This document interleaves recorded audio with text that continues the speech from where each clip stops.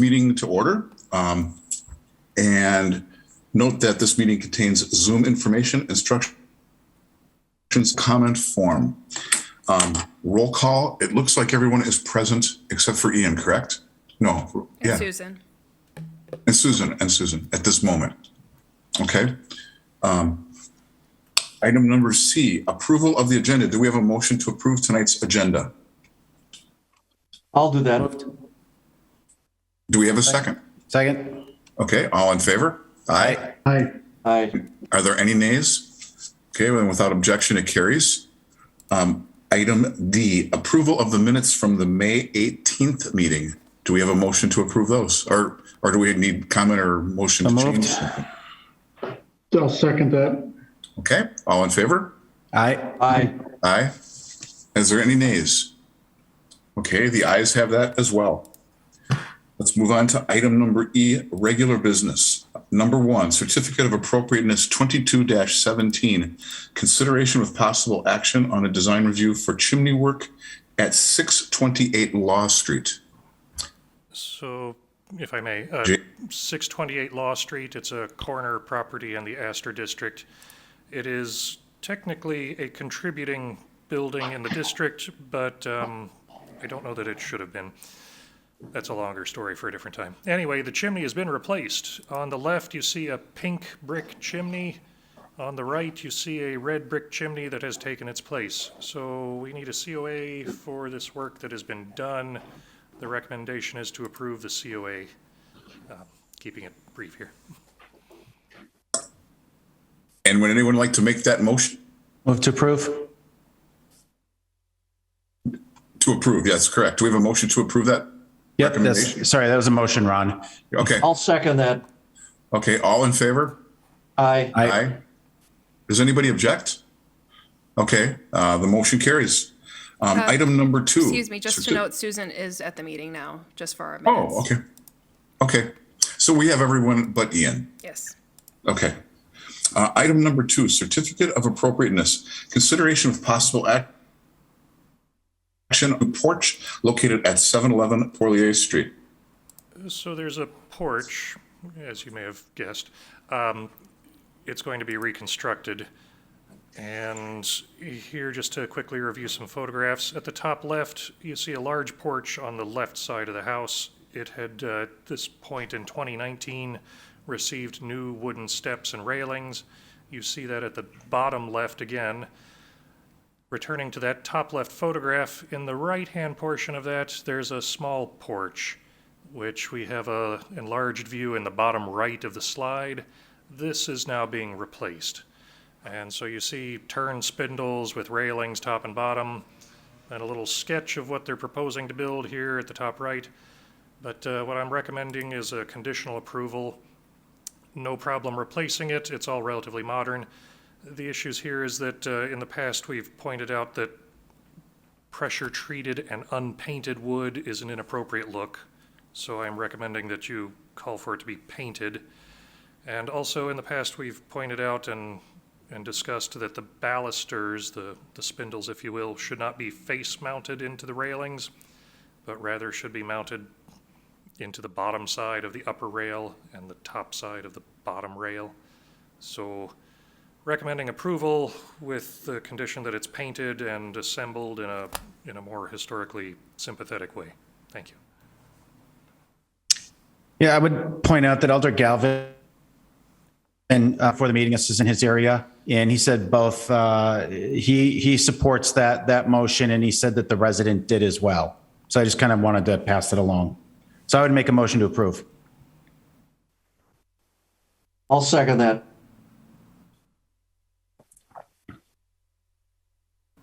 Ron, you're muted. Thank you for that, Brian. Sorry about that. So we had a second, we had a motion and we had a second. All in favor? Aye. Aye. Aye. Are there any nays? Okay, motion carries.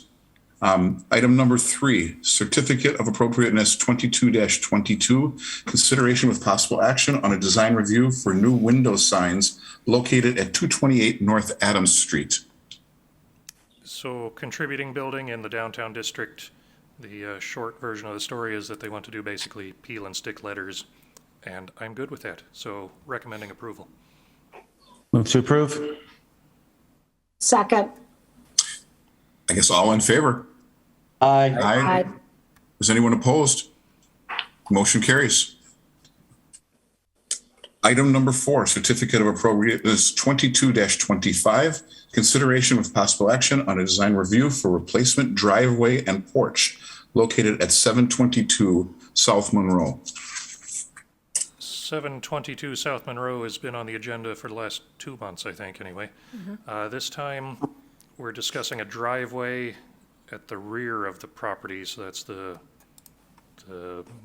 west side, yes? West side, yes. West side along Spring Street. So driveway, and then second subject is porch components. And that one maybe I have a small issue with. So recommendation is to approve repaving the driveway and widening it to suit. I don't have any issue with that. On the porch components, I think the request is to replace with identical or nearly identical.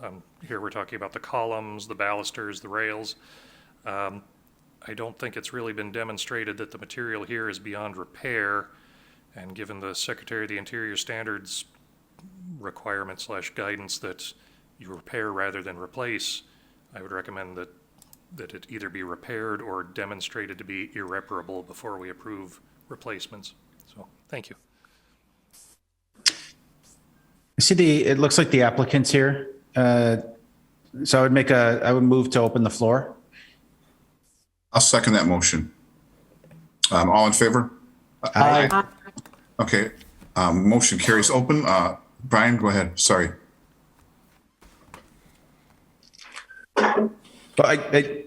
Robin, this is your item, right? Yep, you're muted, Robin. Here we go. Yes, it is my item. I just want to give you an opportunity to speak to it, so. Yeah, and I guess we're okay with trying to repair the parts. Originally, 20 years ago, we had the spindles hand turned, and some of those spindles are deteriorated and need to be replaced. But we're certainly willing to try to repair the wood as recommended. I guess we didn't realize that was a possibility. Okay. Jason, if I could just ask, what would be, from your perspective, I mean, if we said that we wanted to see an applicant try to replace it, what kind of, I guess, proof or evidence would you need that attempt has been made? So backing up a bit, it's news to me that maybe the spindles are only 20 years old, in which case I'm not concerned. The assumption here was that they were 120 years old. No, I'm sorry. No, that's great. I mean, Yeah, they were the square up and down ones. We tried to replace with some original ones that we found. There weren't many, and we had them hand turned to match. So replacing replacement material is fine by me as long as they still continue to match. In the case of the columns, I haven't invited myself onto the property to pick away at the columns, and I'm not going to either. But the usual thing to show that they're irreparable, I guess, is, based on the photographs that I've seen, it would appear that they could be scraped and patched up with some wood epox type material. It's a 2-part thing that you mash together and stick it in there and sand it down. It's kind of like Bondo.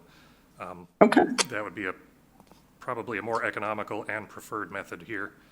If the whole thing is rotted out from the inside and it's just a matter of time that a good stiff wind takes it down, then yeah, we'd hope to see some proposed replacements that very closely match the dimensions of the existing columns. We've had items like this before where we wanted the attempt to repair versus replace, and what we had done is just, I think that the conditions were, if that staff could make that assessment with the property owners. I think for one, we had a contractor do the assessment, but only because it was a roof. But other than that, typically either you guys can just approve as you would like to, or you can add a condition that kind of gives like staff like another step. Like if we deem that it's not repairable, then they can do the replacement based on your recommendation. So that's an option as well. Okay.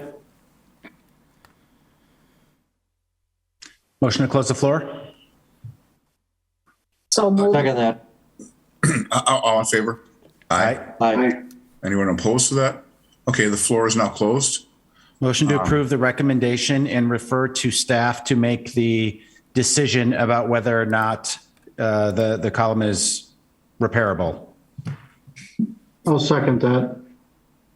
I think that sounds good. All in favor? Aye. Aye. Aye. Anyone opposed to that motion? Okay, the motion carries. With those recommendations, Okay. I should say, the motion carries with those recommendations. All right. All right. Item number F, information, F level COA applications. We may have mentioned this one last month. I'm not sure. It was right on the cusp. 631 South Quincy, contributing an Aster. It's a new roof. If you look at the little image on the right, you see there's a flat roof section in the rear of the house. That is what we've approved, a replacement on the flat roof at the back. Moving on, 628 Law. You may recall from an earlier discussion today. It's got a red chimney now instead of a pink one. Well, anyway, they want a new roof too. I don't know if they've already got that on or not, but we approved a new asphalt shingle roof for this one. This was also a roof and gutter work, so it's basically a same roof, asphalt shingle, same gutters again as what's on there. Here, roof, again, there's some leaking areas and flat spots and in the valleys.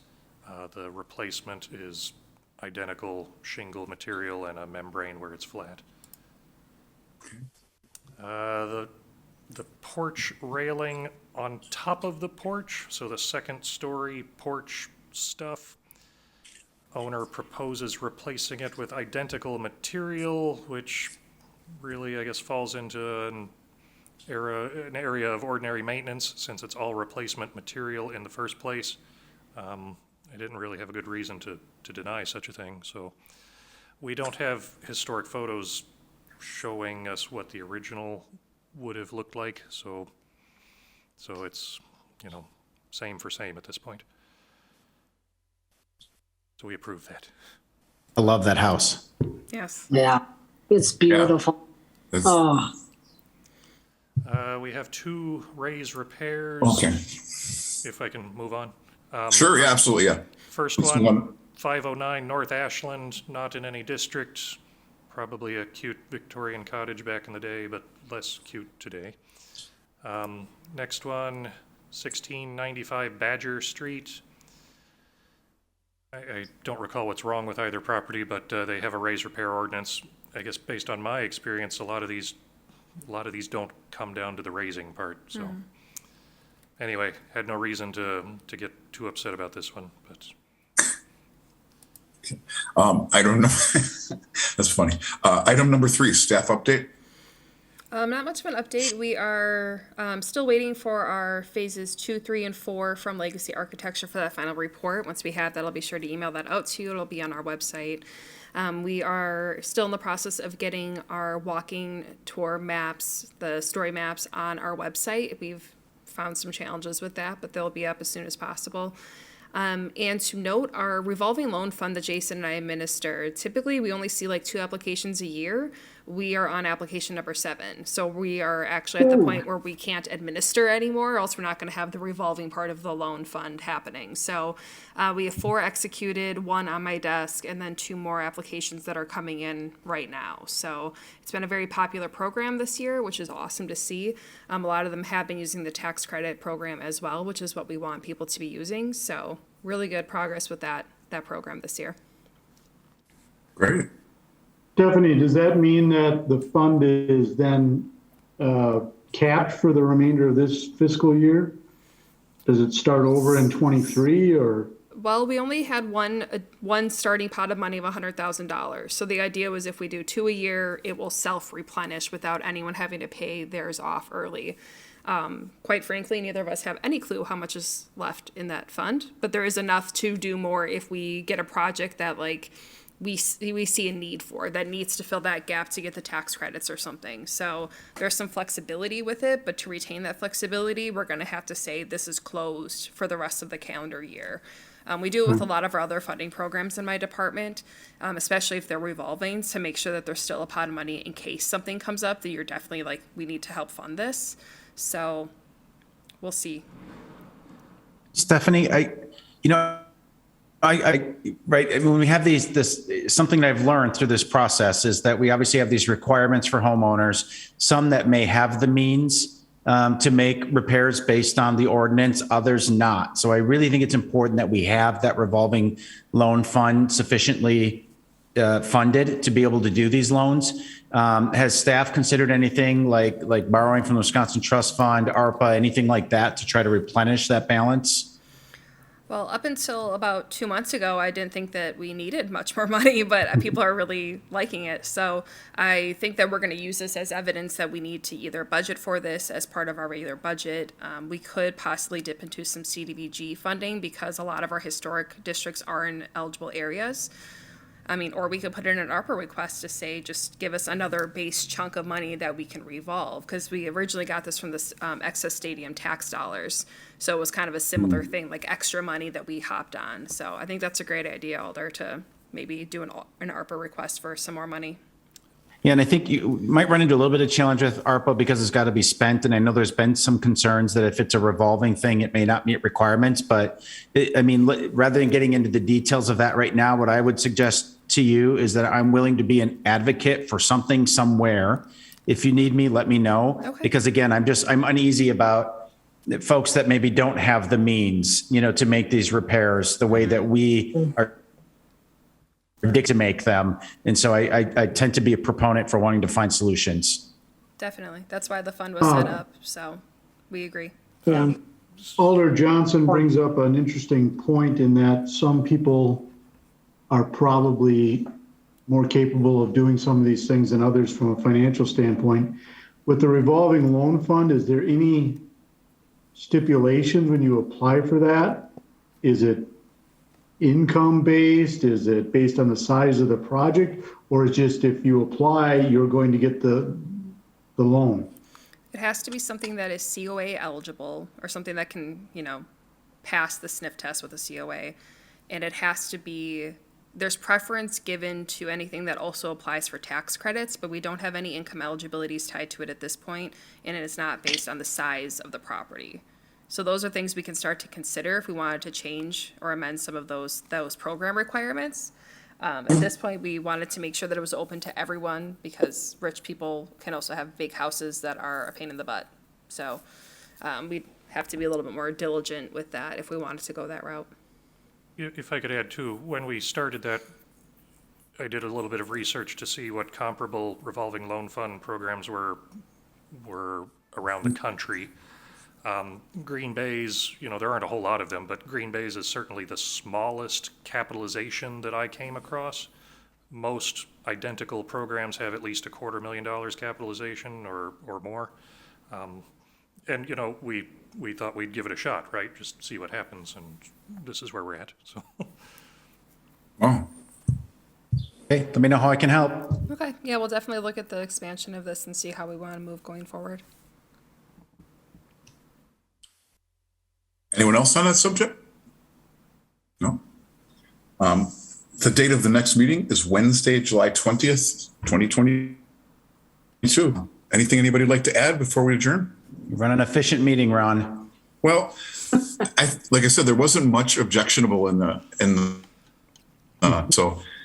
but Yeah, no fist fights. and thank you for your research there, Jason, because that really helps us along when you put forth those points like that in a way that makes sense. It really does. Yeah, I agree. When I read all of that beforehand, it's really helpful to read Right. Jason's notes. I agree. Ron, unfortunately, it is not a record. Yeah. Yeah. Well, I wasn't, like I said, I wasn't shooting for one. So, Oh, I think you were for a little bit. Well, to No, be I've fair, got- I think that the staff stuff took longer than the action stuff, so that might be our fault. well, you guys have been There's busy. always- So The filibuster is still alive and well, and I will use it if I have to. that's right. That's right. Thanks, Paul. Thanks for that reminder. Okay. Do we have a motion to adjourn? Motion to adjourn. Second. Okay. All in favor? Aye. Bye.